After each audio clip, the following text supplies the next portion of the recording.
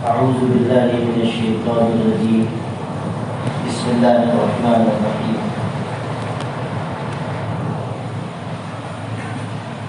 ولا تقولوا لمن يقتل في سبيل الله أموات بل أحياء ولكن لا تشعرون. صدق الله العظيم. قابل احترام علماء کرام اور آپ تمام عزیز بھائیوں،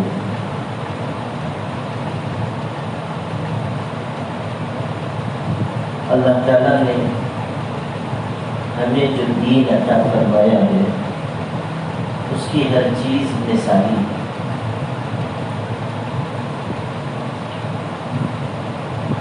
آپ غور کیجئے کہ ہمارے یہاں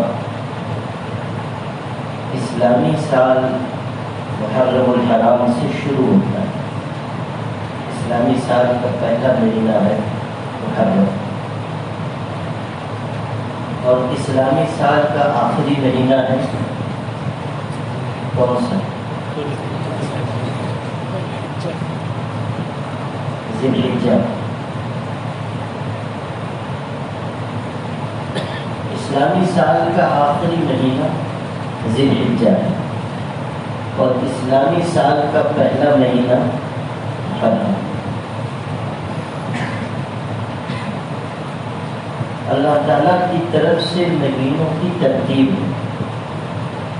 بات ذہن میں رکھیے گا کہ یہ ترتیب مہینوں کی اللہ تعالیٰ کی طرف سے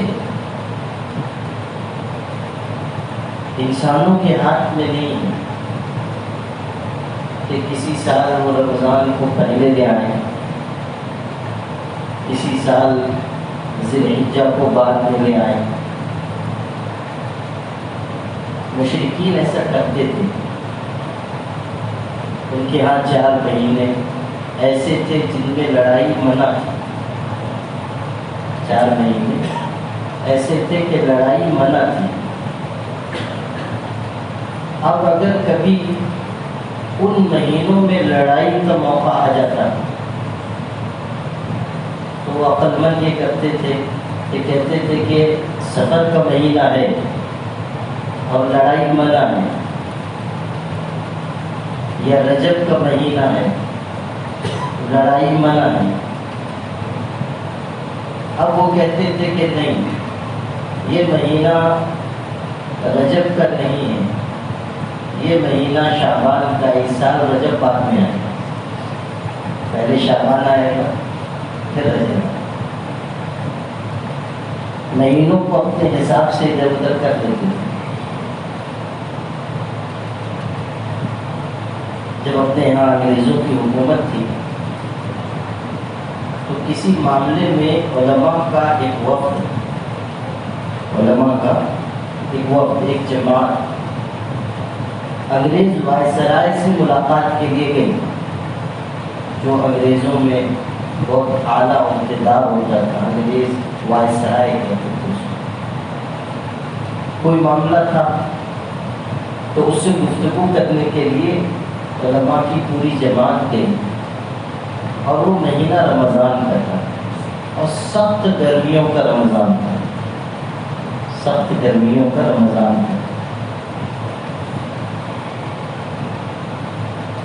اس نے جو وقت دیا، جو ان کا ڈیوٹی کا وقت رہا ہوگا، آفس کا دن کا وقت تھا، دوپہر میں یہ لوگ پہنچے. گفتگو ہوئی.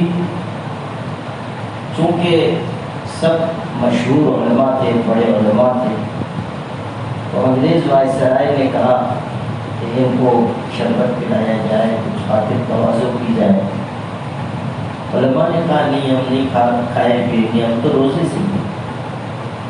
اس نے کہا کہ اتنی سخت گرمی میں روزے سے ہیں. کہا کہ ہاں، ہمارا رمضان کا مہینہ ہے تو پورے مہینے ہم روزہ رکھتے ہیں. کہا اتنی گرمی میں رمضان آیا ہے تب بھی آپ لوگ روزہ رکھ رہے ہیں؟ تو اس نے کہا کہ آپ لوگ ایسا کیوں نہیں کرتے کہ بیٹھ کر جب گرمی میں رمضان آئے تو اس کو سردی میں منتقل کر دیں، یعنی بیٹھ کر طے کر لیجیے اس سال گرمی میں رمضان پڑ رہا ہے تو رمضان ہم ذرا 4 مہینے آگے بڑھا دیں گے اور سردی میں رمضان آئے. یہ اس نے اس لیے کہا کہ ان کے ہاں یہ سب چلتا ہے. ان کے ہاں ان کے جو پوپ پادری ہوتے ہیں، یعنی ان کے علماء، ان کے پیشوا، ان کو بہت سارے اختیارات ہیں اور وہ اسی طرح ٹیم کام کرتے رہتے ہیں، ادھر سے ادھر، ادھر سے ادھر، فتویٰ بھی اپنے حساب کا دیتے رہتے ہیں. کوئی آیا، اس نے ذرا بالی بھرکم نظرانہ دیا، اور آپ لوگوں کو نظر و نیاز تو سمجھتی ہے، آپ لوگ تو ادھر رہتے ہیں نا.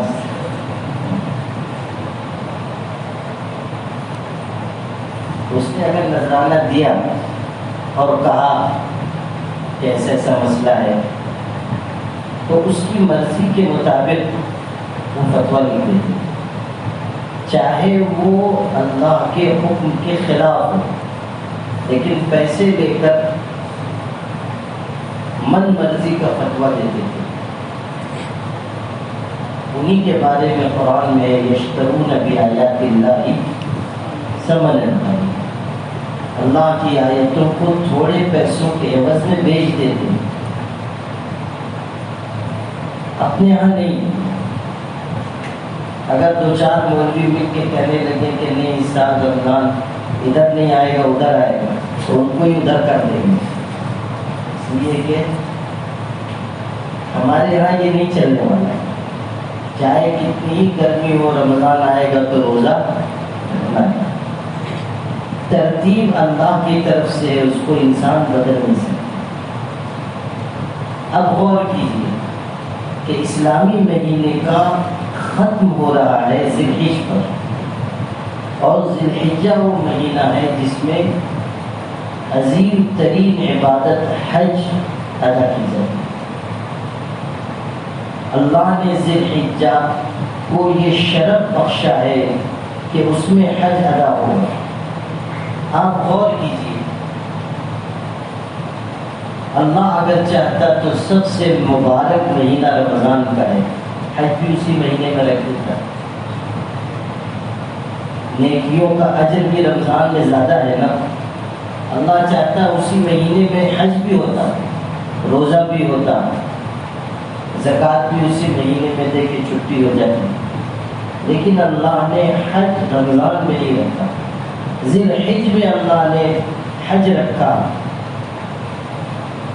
اور اسلامی سال کے آخری مہینے میں حج جیسی عظیم عبادت ادا کی جائے.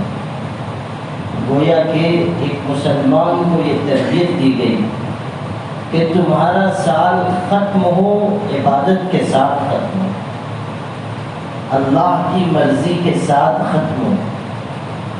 اور جب تمہارے یہاں اسلامی سال کی شروعات ہو تو وہ بھی مہینہ ایسا ہے جو حرمت والا ہے، عظمت والا مہینہ ہے، اور ایسا مہینہ ہے کہ جس میں اللہ تعالیٰ نے بڑے بڑے واقعات ظاہر فرمائے، اور آئندہ بھی بڑے واقعات ظاہر ہوں گے. روایتوں میں یہ بات ملتی ہے کہ قیامت بھی جو ہے وہ اسی مہینے میں آئے، 10 محرم الحرام. ایسا کہتے ہیں، واللہ اعلم بالصواب، کتابوں میں ایسی بات ہے. قیامت تو اللہ جب چاہے گا ظاہر فرمائے گا، لا یجلیھا لوقتھا الا ھو. اللہ جب چاہے گا قیامت ظاہر کرے گا. قیامت کا علم، یقینی علم اللہ کو، کوئی نہیں جانتا قیامت کب آئے. لیکن کتابوں میں یہ بات ہے 10 محرم کے بارے میں، اگرچہ کہ روایتوں کے ضعف پر بات چیت کی گئی ہے، بحث کی گئی. اللہ تعالیٰ جانتا ہے. پھر اس مہینے میں یعنی محرم میں بالکل آغاز ہوتا ہے یکم محرم الحرام، ایک تاریخ، اور وہ حضرت عمر رضی اللہ تعالیٰ کی شہادت ہے. اسلامی تاریخ اس اسلامی سال کی پہلی تاریخ ایک ایسے واقعے کی یاد دلاتی ہے جس سے مسلمانوں کو یہ سبق ملے کہ ہمارا دین قربانی کا دین ہے اور ہم سب اللہ کے بندے ہیں، اور جب ضرورت پڑے ہمیں اپنی جان اللہ کے راستے میں قربان کرنی چاہیے۔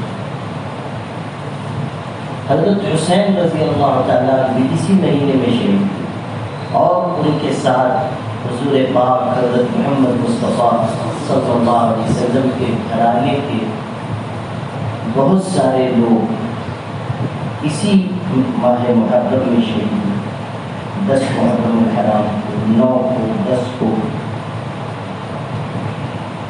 اور یقیناً یہ اسلامی تاریخ کا بہت بڑا سانحہ ہے۔ جب حضور پاک صلی اللہ علیہ وسلم کو اس بات کی خبر دی گئی تھی کہ آپ کی امت آپ کے اس نواسے کو شہید کرے، حضرت حسین آپ کی گود میں تھے، اور حضرت جبریل نے آ کر کہا اللہ کے رسول آپ کی امت آپ کے اس بیٹے کو شہید کرے، آپ کو بے پناہ محبت تھی حضرت حسین رضی اللہ عنہ سے۔ جب یہ بات حضرت جبریل نے کہی تو آپ غمزدہ ہوئے، آپ پریشان ہوئے۔ آپ نے اس وقت ایک سوال کیا، یہ سوال آپ کو خاص طریقے پر سنانا چاہتے ہیں۔ حضور نے حضرت جبریل سے پوچھا، جبریل جو لوگ میرے اس بیٹے کو، اس نواسے کو شہید کریں گے، کیا وہ لوگ کلمہ پڑھنے والے ہوں گے، مسلمان ہوں گے؟ یعنی یہ بات حضرت کے ذہن میں تھی کہ جبریل یہ کہہ رہے ہیں کہ میری امت کے لوگ شہید کریں گے، کافر نہیں، مشرک نہیں۔ جبریل کہہ رہے ہیں کہ آپ کی امت کے لوگ، تو کیا امت کے ایسے لوگ ہوں گے جو کفر و شرک کے راستے پر چلے گئے ہوں، وہ میری ہی امت کے لیکن راستہ بدل دیا ہو؟ تو پوچھا کیا وہ کلمہ پڑھنے والے لوگ ہوں گے؟ حضرت جبریل نے کہا ہاں، مومن ہوں گے، کلمہ پڑھنے والے ہوں گے، اس کے باوجود یہ ظلم کریں۔ آپ غور کیجئے کہ ایک تو شہادت، اور دوسرے ان لوگوں کے ہاتھ سے جو انہی کے نانا کے نام کا کلمہ پڑھتے ہو، کیسا دردناک حادثہ ہے۔ حضور صلی اللہ علیہ وسلم کی امت کے لوگ، آپ صلی اللہ علیہ وسلم نے جب یہ بات سنی تو آپ سخت رنجیدہ ہوئے، غمزدہ ہوئے، اور آپ پریشانی کے عالم میں ان کو گود میں لے کر، چھوٹے سے تھے، گود میں لے کر آپ باہر نکلے۔ آپ نے صحابہ کو کہا کہ جبریل نے کہا ہے کہ یہ میرے اس بچے کو میری امت شہید کر دے۔ تو عجیب بات یہ ہے، روایت جو نقل ہوئی ہے اس میں یہ بات ہے کہ حضرت ابوبکر و عمر تھے اس مجمع میں، انہوں نے بھی وہی سوال کیا جو حضور نے حضرت جبریل سے کیا تھا۔ کہا کہ اے اللہ کے رسول، کیا وہ لوگ شہید کرنے والے، کیا کلمہ پڑھنے والے مسلمان ہوں گے؟ حضور نے فرمایا ہاں۔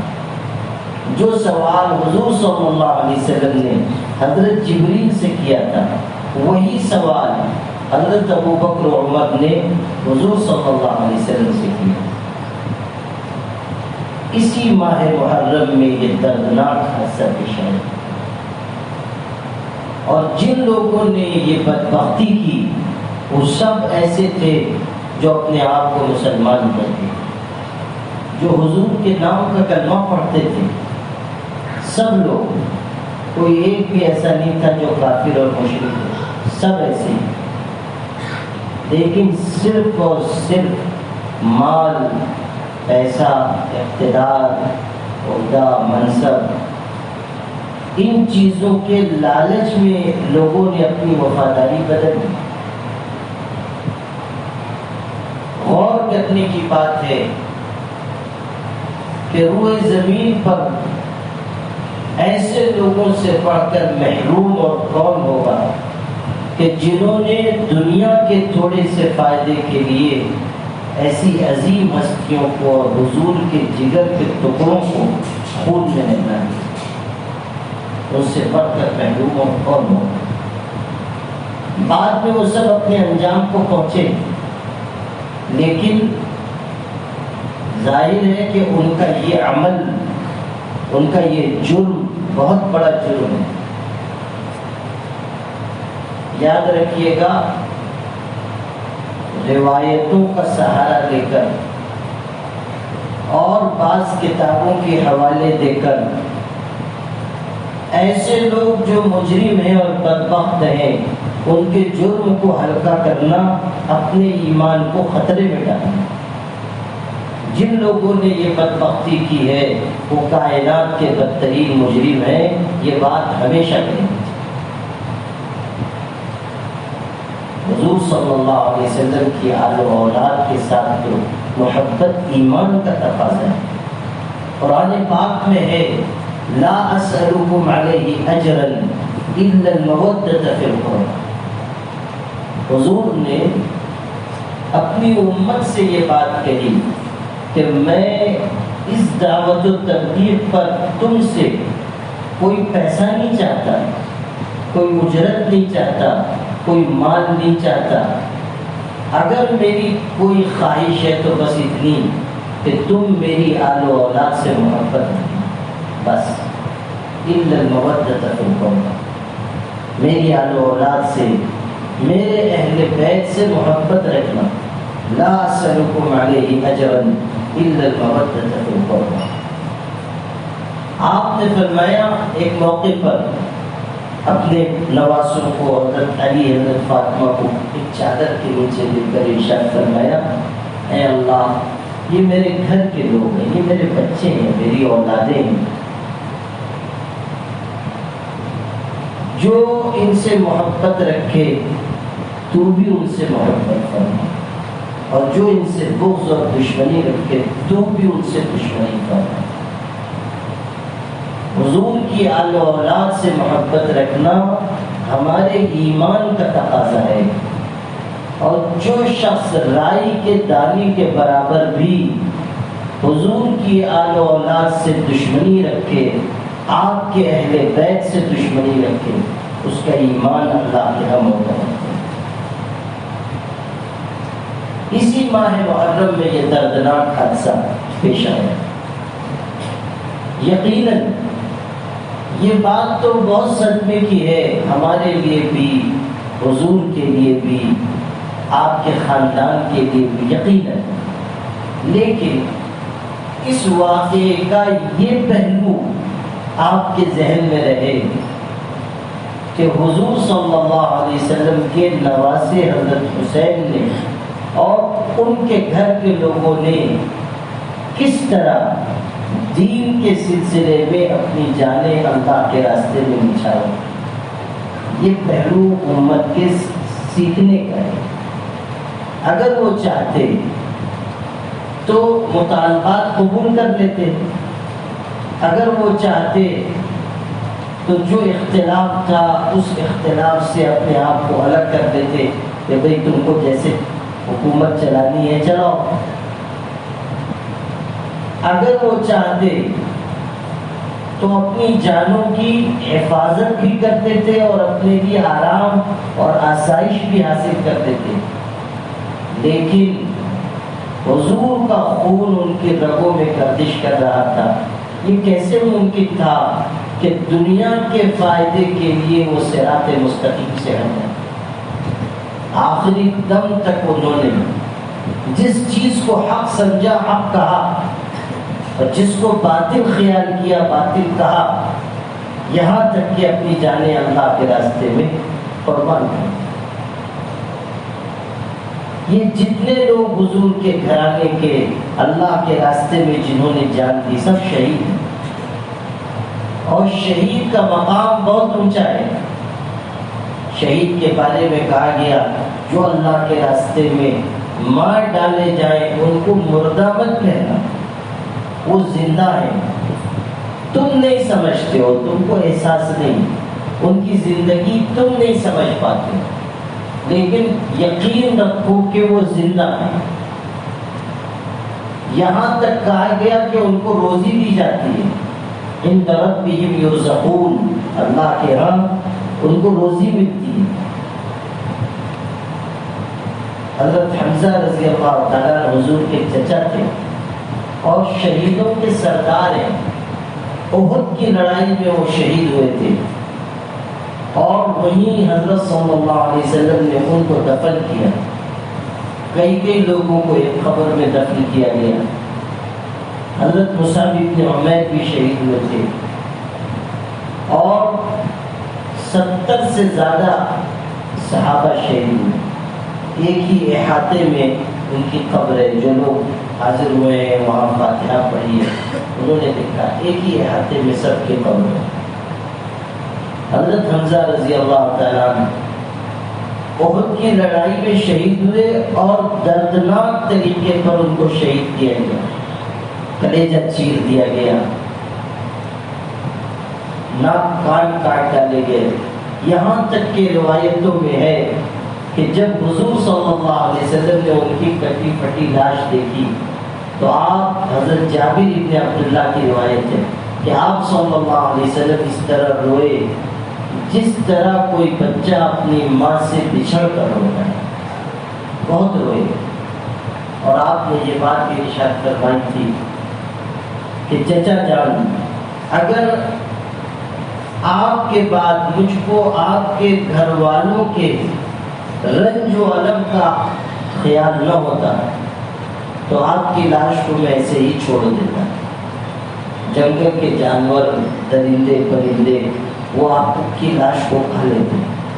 قیامت کے دن اللہ ان کے پیٹ سے نکال کر آپ کو کھڑا کرتا ہے۔ آپ نے اسی حالت میں روتے ہوئے یہ بات ارشاد فرمائی تھی، انت سید الشہداء یوم القیامہ، چچا جان آپ قیامت کے دن شہیدوں کے سردار ہوں گے۔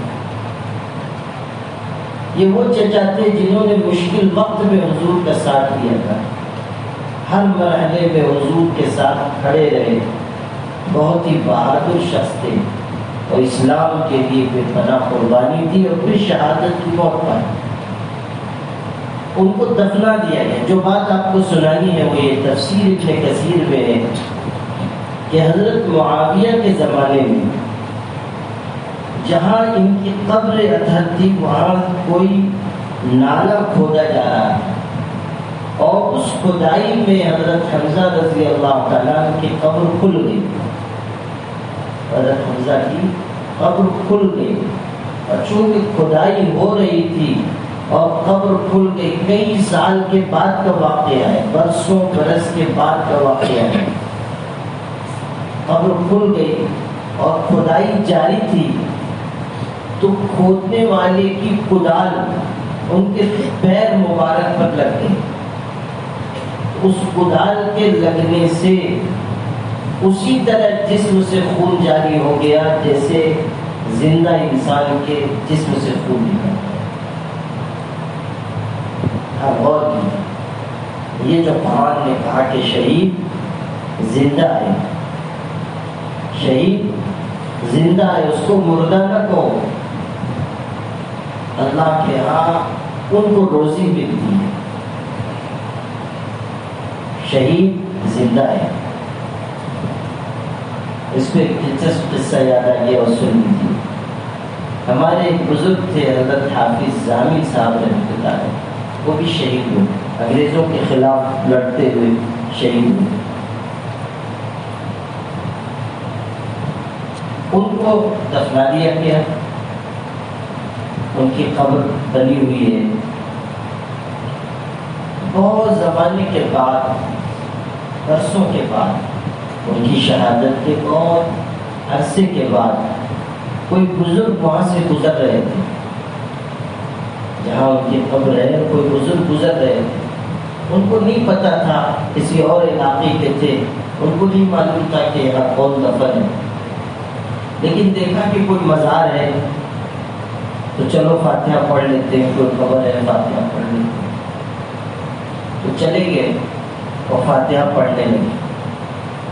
فاتحہ پڑھتے پڑھتے ہنسنے لگے، تو لوگوں کو حیرت ہوئی کہ فاتحہ پڑھتے ہوئے ان کو کہا کہ ہنسی آ رہی تھی۔ جب واپس آئے تو ان کے ساتھ کے لوگوں نے کہا کہ آپ فاتحہ پڑھتے ہوئے کیوں ہنس رہے ہیں؟ انہوں نے کہا کہ معلوم کرو یہاں کون دفن ہے۔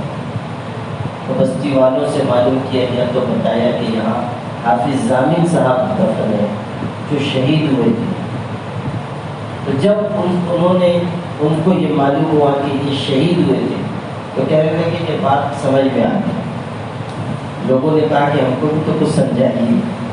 تو کہنے لگے کہ جب میں نے کچھ پڑھ کر سارے ثواب کرنے کے لیے ہاتھ اٹھایا، فاتحہ پڑھنا شروع کی، تو وہ جو اندر دفن ہے بزرگ، وہ اندر سے کہنے لگے کہ جا کسی مردہ پہ فاتحہ پڑھنا، ہم تو زندہ ہیں۔ جو اندر حافظ ضامن صاحب شہید دفن ہے، وہ اندر سے کہنے لگے کہ جا کسی مردہ پہ فاتحہ پڑھنا، ہم تو زندہ ہیں۔ اور اسی لیے ہم لوگ یہ بات کہتے ہیں کہ حضرت حسین رضی اللہ تعالیٰ عنہ اور ان کے ساتھ کے لوگ اور ان کے گھر کے لوگ، انہوں نے جو قربانی دی اس کا رنج و الم تو قیامت تک نہیں مٹے گا، اس کا صدمہ کبھی نہیں بھولا جا سکتا۔ چھوٹے چھوٹے ان کے بچوں کو شہید کر دیا گیا، گھر کی عورتوں کے ساتھ اچھا سلوک نہیں برتا گیا، خود ان کو کس طرح پریشانی اور بے بسی میں رکھ کر شہید کیا گیا۔ وہ غم تو نہ بھلایا جانے والا غم ہے، مگر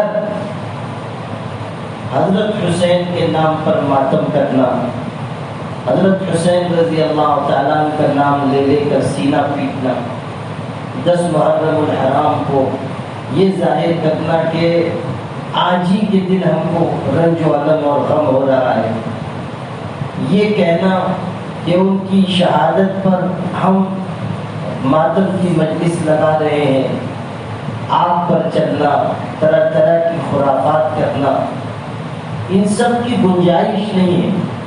اور اس لیے بھی گنجائش نہیں ہے کہ ہم تو حضرت حسین رضی اللہ تعالیٰ عنہ کو شہید مانتے ہیں اور شہید زندہ ہوتا ہے، ماتم تو اس کا کیا جائے گا جو مردہ ہو۔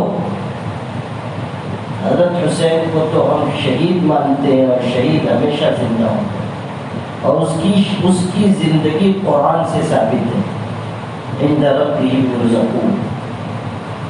یہ جو سب کھیل تماشے حضرت حسین کے نام پر کیے جاتے ہیں، یہ ان سے محبت کی نشانی نہیں ہے۔ محبت جس کو ہوگی وہ طریقہ اپنائے گا جو حضرت محمد رسول اللہ صلی اللہ علیہ وسلم نے اس امت کو دیا۔ محبت من چاہی نہیں چلے گی، محبت کا بھی سلیقہ اور قرینہ ہونا چاہیے۔ آپ کہیں کہ ہم جو کر رہے ہیں محبت میں کر رہے ہیں، میرے بھائی ہر وہ کام جو محبت میں کیا جائے ٹھیک نہیں ہوتا۔ اب اگر کوئی شخص چلا جائے جو ہمارے دوسرے محلے کے بھائی ہیں، ان کے پاس کوئی جائے اور ایک تماچا ادھر سے ایک تماچا ادھر سے اور ایک تھپڑ اوپر سے مارے، وہ کہے کہ یہ کیا کر رہے ہو؟ آپ کہیں کہ آپ سے مجھ کو بہت محبت ہے، اس کا اظہار کرنا، مانے گا؟ اگر دماغ اس کا اپنی جگہ ہے تو کبھی نہیں مانے، بلکہ آپ نے جتنا مارا ہے 2-4 اس سے زیادہ ہی مارے گا۔ آپ کہیں گے بھائی میں محبت میں کر رہا ہوں، آپ سے مجھ کو بہت محبت ہے، اسی لیے تھپڑ بھی میں نے ذرا کس کس کے لگائے۔ ایسی محبت چلے گی؟ محبت میں وہ عمل صحیح ہوگا جو سلیقے اور قرینے کا ہو، کتاب و سنت کے مطابق ہو۔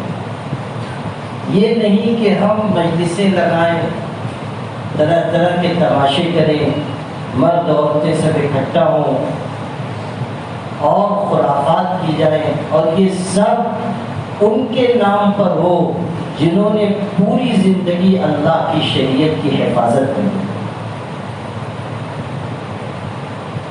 کیا کیا خرافات حضرت حسین رضی اللہ تعالیٰ کے نام پر اختیار کر لی گئی ہیں، آپ کو شاید پورا اندازہ نہیں۔ میں آپ کو سناؤں، بہار میں ایک دفعہ میں محرم کے موقع پر تھا، ایک علاقے سے دوسرے علاقے میں جا رہا تھا، کسی جامع مسجد میں میری تقریر تھی،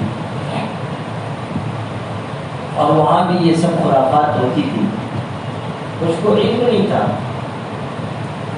10 محرم کا دن تھا اور جمعہ کا دن پڑا تھا، جمعہ کا دن بھی تھا اور 10 محرم کی تاریخ تھی۔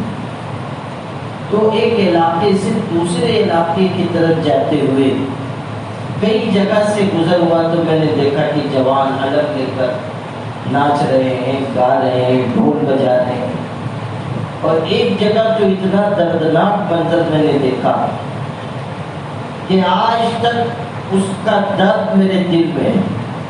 میں نے یہ دیکھا کہ جوانوں کی ایک جماعت، سڑک کے کنارے ایک قبرستان تھا، قبریں تھی، 4 دیواری نہیں، صرف قبریں، چھوٹا سا کام رہا ہوگا، قبرستان بھی چھوٹا سا تھا، قبریں ہیں، اور ان کے درمیان نوجوانوں کی ایک جماعت ہاتھ میں بلم لے کر تاڑی، وہاں تاڑی ہوتی ہے نشے کی چیز، تاڑی پی کر جمعہ کے دن تاڑی پی کر بلم اٹھا کر وہ قبروں کے درمیان ناچ رہے ہیں، اور حضرت حسین رضی اللہ تعالیٰ کا نام لے رہے، نشے میں قبروں کے درمیان ناچ رہے ہیں، جمعہ کا دن ہے، اور پھر نشے کی حالت میں حضرت حسین کا نام لیتے ہیں۔ اس سے بڑھ کر محرومی اور بے ادبی اور کیا ہو؟ یہ تو دین کا کھلا ہوا مذاق، شریعت سے کھلواڑ ہے۔ جس علاقے میں مجھ کو جانا تھا، جب میں نے یہ دیکھا تو طبیعت پر اتنا اثر ہوا کہ وہاں پہنچ کر مجھ کو جمعہ میں جو تقریر کرنی تھی، بہت بڑا مجمع تھا، مختلف گاؤں دیہات کے لوگ اکٹھا ہوئے تھے۔ اچھا، مجھ کو یہ اندازہ نہیں تھا کہ اس جگہ بھی جہاں میرا بیان تھا وہاں بھی یہ سب خرافات بہت ہیں، لیکن چونکہ میں نے راستے میں یہ منظر دیکھا تو دل پہ بہت اثر تھا، تو میں نے تقریر کی اور اسی پر تقریر کی، اور بہت جوشیلی تقریر کی۔ اور برسوں پہلے کا قصہ ہے، تقریر کی میں نے، اللہ کا یہ کرم ہوا کہ تقریر کے بعد نماز ہوئی، دعا ہوئی، اس کو وہاں سے آگے کہیں جانا تھا، رات کو پروگرام کہیں اور تھا، تو وہاں کے نوجوانوں کی ایک جماعت آئی اور انہوں نے اس سے لوگوں نے یہ تعارف کرایا کہ یہ نوجوان بھی یہاں بہت بڑا شامیانہ لگاتے ہیں، لائٹنگ کرتے ہیں، اور اس میں 2 دن 9 اور 10 محرم کو ایسے ہی سب کے تماشا ہوتا ہے، لیکن آج تقریر میں یہ لوگ تھے، ان پہ اثر ہوا، یہ چاہتے ہیں کہ خرافات چھوڑ دیں، توبہ کرنا۔ اللہ کا کرم ہوا کہ ان لوگوں نے توبہ کی، مجھ سے اصرار کیا کہ آپ ہمارے اسی شامیانے میں جہاں یہ سب ہوتا ہے، آپ وقت دینے کر ہم لوگ آپ کی تقریر کروانا چاہتے ہیں۔ حالانکہ میرا پروگرام آگے اور کہیں تھا، لیکن ان لوگوں کے اصرار پر اور اس طلب کو دیکھ کر، اس امید پر کہ شاید تبدیلی ہو جائے، میں اگلے دن پھر واپس آیا، اور وہی شامیانہ جس میں یہ لوگ برسوں سے خرافات کرتے تھے، اسی میں ساری لائٹنگ سب کنکھوں میں جل رہے ہیں، اسی میں انہوں نے ایک اسٹیج بنا دیا تھا، اسی پہ تقریر ہوئی، اور میں نے تقریباً 3 گھنٹے تقریر کی، اور اللہ کا کرم ہوا کہ اس سال سے لے کر اب تک وہ لوگ 9-10 محرم کو یہ جو سب کھیل تماشا کرتے تھے وہ بند کر کے وہ لوگ علماء کو بلا کر دونوں دن تقریر کرواتے ہیں، اور اللہ کا کرم ہے کہ اس پورے علاقے سے وہ خرافات ختم ہو۔ محنت کرنے سے نتیجہ آتا ہے، لیکن آپ کو جو میں سنانا چاہ رہا تھا وہ یہ کہ ایک بدعت اور خرافات کا دروازہ کھلا تو کہاں تک پہنچ گئی؟ شراب پی رہے ہیں، تماشے کر رہے ہیں، حضرت حسین کا نام لے لے کر بدکاری کر رہے ہیں، حضرت حسین کا نام لے کر محرم کہ اس حرمت والے مہینے میں شریعت کو قدموں تلے رونق رہے. یہ سب چیزیں ایسی ہیں کہ ہمیں فکر ہونی چاہیے، ہمیں درد ہونا چاہیے. دین اس لیے نہیں آیا کہ ہم اس کا تماشا بنا دیں. دین اس لیے ہے کہ جتنا ہمیں بتایا گیا ہے ہم اس پر عمل کریں. جس چیز سے روک دیا گیا ہے رک جائیں. ما آتاکم الرسول فخذوه وما نهاکم عنہ فانتہوا. جو رسول دے اس کو تم لے لو، اور جس چیز سے روک دے اس سے رک جاؤ. جس چیز سے پیغمبر نے منع کر دیا رک جائے. حضور صلی اللہ علیہ وسلم کی تعلیم ماتم کی نہیں ہے. حضور کی تعلیم نوحہ کرنے کی نہیں ہے. یہ جو زور زور سے چلا کے روتے ہیں نا، بول بول کے روتے ہیں، یہ سب اسلام کی تعلیم نہیں ہے. آپ صلی اللہ علیہ وسلم نے سکھایا ہے کہ اپنی چاہتوں کو، اپنی خواہشات کو دباؤ، اللہ کے حکم پر عمل کا مزاج بناؤ. اور اسلامی سال یہ جو محرم الحرام شروع ہو رہا ہے ہمیں قربانی سکھاتا ہے. اپنی تمناؤں کی قربانی دو. آج یہ موقع نہیں ہے کہ آپ جائیں اور سر کٹائیں اور جہاد کریں اور اپنی جان کا نذرانہ پیش کریں. حالانکہ ہمارے دل میں یہ جذبہ رہنا چاہیے کہ جب موقع پڑے گا ہم اپنی جان نچھاور کریں گے. یہ جذبہ ہونا چاہیے. بزدلی نہیں ہونی چاہیے، کم ہمتی نہیں ہونی چاہیے. یہ نہیں کہ کوئی مشکل وقت آ گیا تو گھر کے اندر گھس گئے، بلکہ گھر کے اندر کے کمرے میں چلے گئے اور بلب بھی بجھا دیا اور لحاظ اوڑھ کے اندر قنوت نازلہ پڑتا. یہ طریقہ نہیں چلنے والا. جب وقت آئے تو آدمی کو مضبوطی سے کھڑا رہنا چاہیے، اور ایمان والا ہے تو ڈٹ کے مقابلہ کرنا چاہیے. مرنا ہے مر جائیں گے، اللہ کی راہ میں مریں گے تو اس سے بڑھ کر کچھ نہیں. بزدلی کی موت نہیں مرنی چاہیے. مرنا ہے تو شیر کی طرح مرنا چاہیے، لومڑی کی طرح نہیں مرنا چاہیے. بھیک مانگ کر، جان بچانے کے لیے لوگوں کے آگے ہاتھ پھیلا کر، گر گڑا کر، یہ موت بدترین موت ہے. اس طرح نہیں مرنا چاہیے. مرنا ہے تو پھر سلیقے سے اللہ تعالیٰ کے بتائے ہوئے طریقے کے مطابق ہمت کے ساتھ اللہ کے راستے میں جان دینی چاہیے. اور اگر ایسا وقت آ جائے کہ لوگ یلغار کر رہے ہیں، لوگ مارنے پر تلے ہوئے ہیں، لوگ جان لینا چاہتے ہیں، لوگ قانون کو توڑ کر آپ کو ستا رہے ہیں، آپ کو مار ڈالنا چاہتے ہیں، جیسا کہ ہوتا ہے، ماب لنچنگ ہو رہی ہے، ہجومی تشدد ہو رہا ہے، تو ایسے موقع پر مسلمانوں کو ہمت کا ثبوت دینا چاہیے، بزدلی کا ثبوت نہیں دینا چاہیے. مسلمان کے اندر جرأت ہونی چاہیے، مسلمان کے اندر شجاعت اور بہادری ہونی چاہیے. ایمان ہمت سکھاتا ہے، ایمان قوت سکھاتا ہے. اور ایسا موقع آ جائے کہ لوگ ظلم کر رہے ہیں اور آپ کو مار ڈالنا چاہتے ہیں، آپ بھی اپنے دفاع کا حق استعمال کیجیے. دفاع کا حق قانونی حق ہے، یعنی کوئی آپ کی جان لینا چاہتا ہے تو آپ کے ٹھکانے سے پھر مقابلہ کیجیے، اور جانے ہی ہے تو اکیلے مت جائیے، دو چار کو ادھر بیچ کے پھر جنت میں چلے جائیں.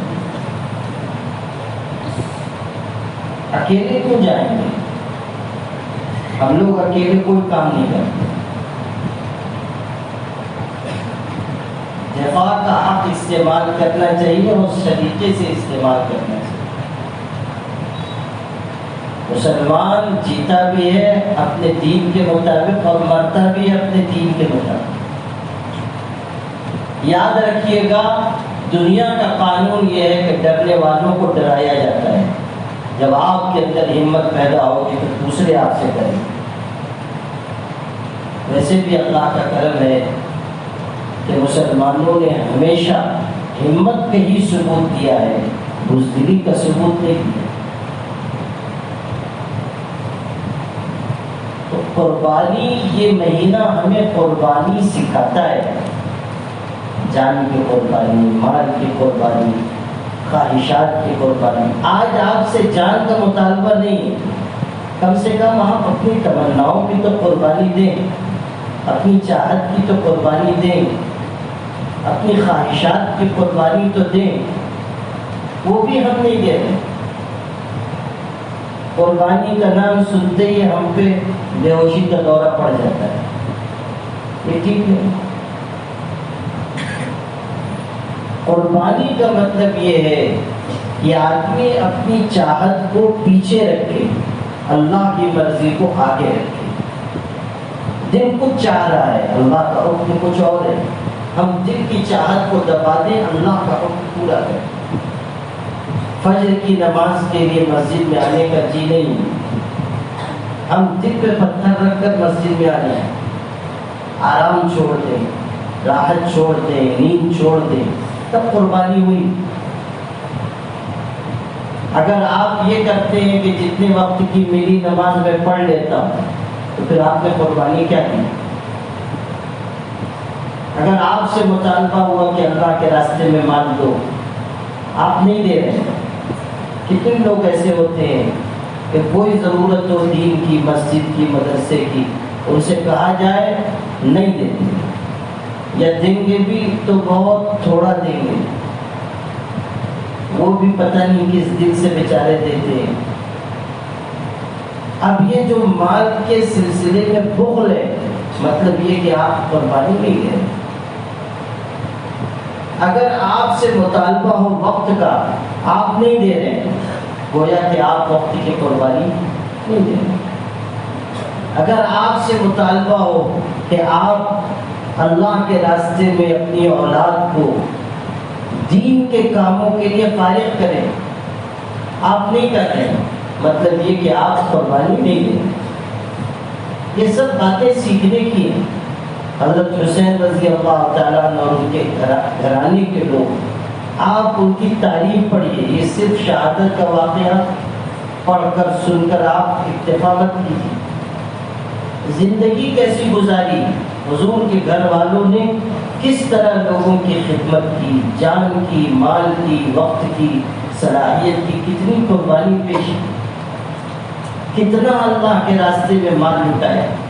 یہی حضرت حسین ہے، ان کے بیٹے، ایک ہی بیٹے ان کے کربلا سے بچے تھے، جن کو حضرت علی زین العابدین کہا گیا۔ زین العابدین، عبادت کرنے والوں کے لیے باعث زینت لقب تھا انہیں۔ علی ابن حسین نام تھا، حضرت حسین نے اپنے والد کے نام پر ان کا نام رکھا، اور وہ سخت بخار میں تھے، بیمار تھے، اس لیے شہادت سے رہ گئے۔ اللہ کی طرف سے طے تھا کہ ان سے اولاد آگے بڑھے گی، اس لیے وہ شہادت سے رہ گئے، ورنہ حضرت حسین رضی اللہ تعالیٰ عنہ کے اولادیں، ان کے بھتیجے، ان کے بھائیوں کی اولاد، ان کے بہنوں کی اولاد، وہ سب شہید ہو گئے۔ یہ سخت بخار میں، بیماری میں تھے، اس لیے خیمے میں تھے، ورنہ یہ بھی جاتے۔ ان سے چھوٹے چھوٹے بھائی شہید ہو گئے، یہ بھی جاتے اور شہید ہو جاتے، لیکن اللہ کو یہ منظور تھا کہ وہ رہیں، ان سے نسل آگے چلے، تو وہی باقی بچے تھے، اور ان سے پھر آگے اولاد کا سلسلہ ہوا، اور اتنی عبادت کرتے تھے کہ زین العابدین کہلاتے تھے، عبادت کرنے والوں کے لیے باعث زینت۔ خوب عبادت تو کرتے تھے، حج کرتے تھے، نماز پڑھتے تھے، نوافل کی کثرت کرتے تھے، مگر ایک عجیب بات تھی کہ حضور کے خاندان کے لوگوں میں سخاوت بہت تھی، بہت خرچ کرتے تھے۔ حضرت حسین بھی، حضرت حسن بھی، حضرت علی خود، حضرت علی کی زوجہ محترمہ حضرت فاطمہ، حضور کی لخت جگر، ان لوگوں میں خرچ کا مزاج بہت تھا، کھلا ہاتھ تھا، غریبوں، مسکینوں، یتیموں پہ بہت خرچ کرتے۔ یہاں تک کہ قرض لے کر لوگوں کی ضرورت پوری کرتے تھے. مگر حضرت علی زین العابدین کے بارے میں لوگوں کو حیرت ہوتی تھی کہ اپنے خاندان کی اور خصوصیت تو ان میں ہے، لیکن خرچ کرنے والی خصوصیت اتنی کشادگی کے ساتھ ان میں نظر نہیں آتی جتنی ان سے پہلے کے لوگوں میں تھی، یا ان کے ہم عصر ان کے خاندان کے جو لوگ ہیں ان میں جو چیز ہے ان میں وہ نظر نہیں آتی. لوگوں کو کبھی حیرت ہوتی تھی. لیکن یہ بات دھیان سے سنو، لیکن جب ان کا انتقال ہوا اور ان کو غسل کے لیے تختے پر لٹایا گیا تو ان کی پیٹھ پر نشانات تھے. تو لوگوں کو حیرت ہوئی، تو پوچھا جو ان کے خادم خاص تھے ان سے پوچھا یہ کیسے نشانات تھے؟ تو وہ رو پڑے اور انہوں نے کہا کہ اصل میں بات یہ ہے کہ میرے آقا بہت زیادہ سخی تھے، لیکن اپنی سخاوت کو چھپاتے بہت تھے. یہ نشان جو آپ لوگ ان کی نشانات آپ جو ان کی پیٹھ پر دیکھ رہے ہیں، ہوتا یہ تھا کہ جب رات بہت گہری ہو جاتی تھی تو یہ غلہ اناج اپنی پیٹھ پر لاد کر مدینے کے یتیموں اور بیواؤں کے گھر میں پہنچاتے تھے اور چہرے پہ رومال ڈال دیتے تھے کہ کسی کو پتہ نہ چلے کہ کون پہنچا رہا ہے. اور یہ معمول ان کا زندگی بھر رہا، لیکن کسی کو انہوں نے پتہ نہیں لگنے دیا. لوگ کبھی کہتے بھی تھے کہ آپ میں ویسی سخاوت نہیں محسوس ہوتی، لیکن یہ اپنے خاندان کی سخاوت کی صفت میں بھی بہت آگے تھے. چنانچہ جب لوگوں کو یہ بات معلوم ہوئی تو مدینے میں بہت سی بیواؤں کے گھر، یتیموں کے گھر، جس کی تعداد تقریباً 300 گنی گئی، کتابوں میں ہے 300 گھر ایسے نکلے یتیموں کے، بیواؤں کے، جن کا ہر مہینے کا غلہ اناج اور خرچ حضرت زین العابدین پہنچایا گیا اور زندگی بھر کسی کو پتہ بھی نہیں لگنے دیا کہ یہ کام وہ کرتے. آپ غور کیجیے کہ حضرت صلی اللہ علیہ وسلم کے گھر کے لوگوں میں کیسی سخاوت ہے، مال خرچ کرنے کا کیسا جذبہ تھا.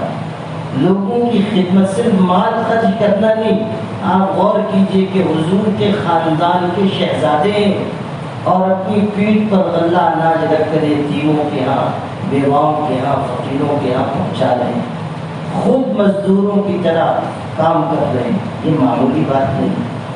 حضور پاک حضرت محمد مصطفیٰ صلی اللہ علیہ وسلم کے گھر کے لوگوں کی زندگی سے یہ سب چیزیں سیکھنے کی.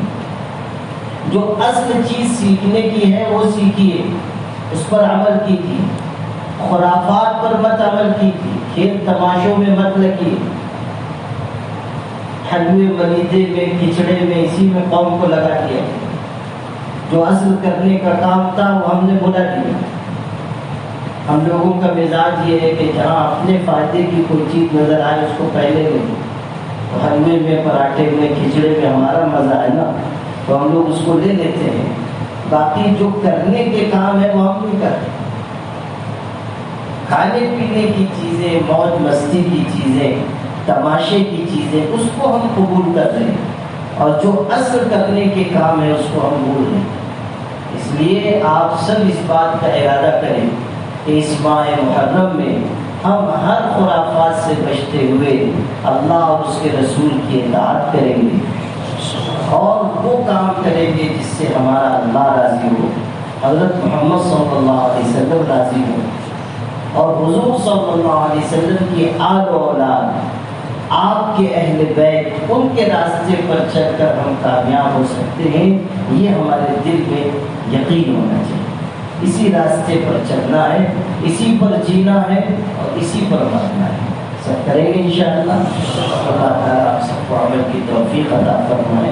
وآخر دعوانا الحمدللہ.